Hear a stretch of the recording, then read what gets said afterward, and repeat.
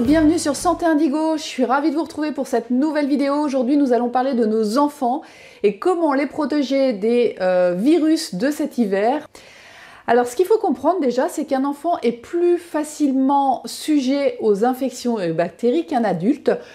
Ce qu'il faut savoir, c'est que biologiquement, à la naissance, un enfant a une immaturité d'une partie de son système immunitaire et cette immunité va se développer avec l'âge en se confrontant à différents bactéries et virus qu'il rencontre dans son environnement. Le souci, c'est que de plus en plus d'enfants vivent dans des milieux très aseptisés et l'immunité n'a pas le temps de maturer correctement et on se retrouve avec des enfants qui, jusqu'à 6 ans, voire 12 ans, se trouvent plus facilement fragilisés puisqu'ils n'ont pas les ressources nécessaires pour se défendre correctement. Et on va voir comment naturellement on peut soutenir cette immunité. Alors déjà pour commencer, on va s'intéresser à l'alimentation. Alors qu'on sait qu'une alimentation industrialisée va être très pauvre en micronutriments et ils vont être nécessaires au bon fonctionnement de l'organisme et en particulier à l'immunité. Alors on va faire le focus sur 4 éléments importants. Ça va être le fer, la vitamine C, le zinc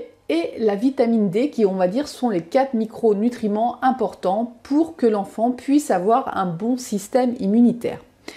Alors le fer peut amener chez l'enfant une fragilité face aux infections. Alors souvent les enfants vont être fatigués, blancs, avec des problèmes ORL à répétition et souvent ont tendance à avoir du mal à se concentrer ou à mémoriser les informations. Alors dans l'alimentation, déjà, vous allez pouvoir enrichir l'alimentation, soit éventuellement avec plus de légumineuses. Alors du persil, c'est pas toujours évident, c'est clair, de faire manger du persil aux enfants, mais aussi avec les viandes rouges, les abats, le boudin noir et le foie, mais c'est pas toujours des aliments vers lesquels l'enfant est attiré. Si vraiment vous pensez que votre enfant peut être carencé en fer, il peut être bien de demander au médecin un bilan pour savoir s'il est bon de le supplémenter en fer. Alors, un super aliment qui est riche en fer, mais aussi en plein de micronutriments, en protéines, ça va être aussi l'algue qui s'appelle la spiruline, que l'on trouve en paillettes. Et ça, les enfants aiment bien, au niveau du goût, ça passe bien. Donc, on peut aussi penser à cette alternative. Pour le zinc, le zinc, vous en trouverez dans les germes de blé. Ça se saupoudre dans les potages, dans les yaourts, dans les compotes. En dehors d'être riches en zinc, ils sont riches aussi en plein de micronutriments, entre autres les vitamines du groupe B. Donc important pour la croissance, mais aussi la mémoire, la concentration. Vous en retrouverez aussi dans les huîtres, mais les enfants, les huîtres c'est compliqué, mais aussi dans le bœuf et dans le foie.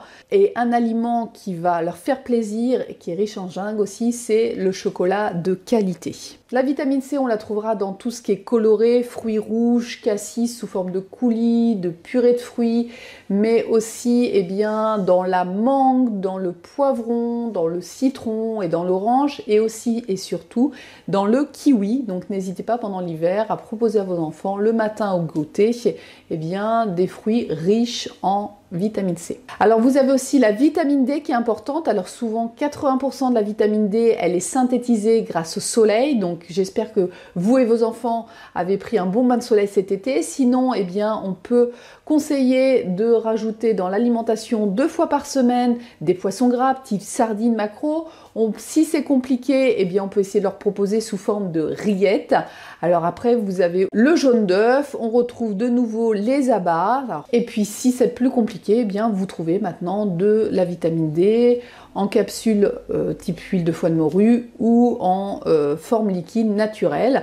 Pareil, si vous avez un doute, il ne faut pas hésiter non plus à consulter votre médecin pour faire un petit bilan sur la vitamine D, car comme le fer, ce sont des éléments qu'on supplémente que grâce à un bilan biologique. Peut-être le saviez-vous, mais 60% du système immunitaire, que ce soit pour les enfants, les adultes, naît dans l'intestin. Donc les enfants qui vont avoir des maux de ventre, des ballonnements, des troubles du transit intestinal, on peut supposer qu'il y a un dérèglement de l'écosystème de l'intestin, en particulier du microbiote, donc vous savez, cette fameuse flore intestinale. Et on peut donc travailler sur cette flore, éventuellement en conseillant des boissons comme le kéfir, le kombucha qui sont riches en probiotiques, mais aussi les boissons lactofermentées ou les légumes lactofermentés. Et si c'est compliqué, sur conseil d'un spécialiste, vous pouvez penser à donner des probiotiques. Maintenant, Il y a des enfants qui sont hélas fragiles pendant l'hiver. Alors on peut aussi se faire accompagner grâce à la phytothérapie et on a des plantes vraiment spécifiques du système immunitaire pour booster le système immunitaire et pour être aussi anti-infectieux.